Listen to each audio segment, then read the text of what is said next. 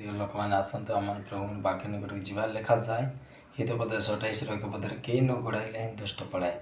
आम दुष्ट को जदि गोड़ाइबा नाई ताकू धाईकी पछे पछे न गोड़ाइले से पलाइब कहीं मात्र धार्मिक माने सिंह पर साहसिक अटंती। जो मैंने धर्मपथरे चलती धार्मिक कहुए, जो मैंने प्रभुंर व्यवस्था पालन करती धार्मिक कहुए।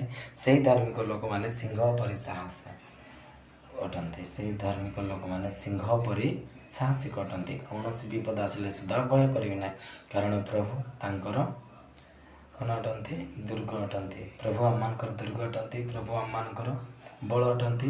पवित्र आत्मा आम साहस दियंती। पवित्र आत्मा आम जीवन कार्य करती। मोर प्रिय लोक मैंने आम मैंने प्रभु को भय करवा, सत्य पथरे गमन करवा, तार वाक्यमय जीवन काटिबा। जेहेतु प्रभुंर वाक्य लिखा जाए कई न गोड़ाइले सुधा दुष्ट फलाए, मात्र धार्मिक माने सिंह परी साहसिक। जदि आम धर्मपथरे चलु था, प्रभुंर वाक्य पालन करुता, प्रभुठार प्रार्थना नवेदन करुता, प्रति मुहूर्त आराधना महिमा करुता, ताहले आमे साहसिक अटू।